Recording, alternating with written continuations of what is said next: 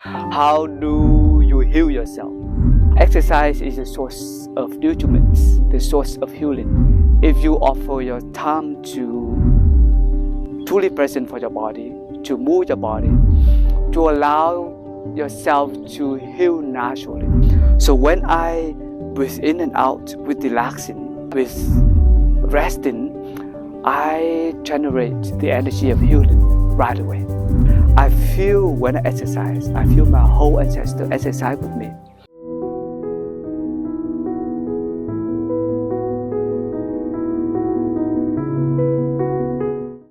I feel when I exercise, I feel my whole ancestor exercise with me.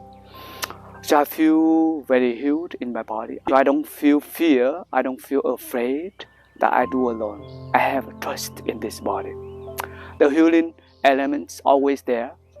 If you offer your time to truly present for your body, to move your body, to allow yourself to heal naturally. This body is miracle.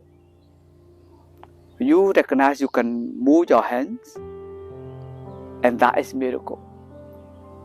And when you recognize that you can move your hand, you recognize that you are alive. You are alive in this moment. And that is healing. That is wonderful to have this body.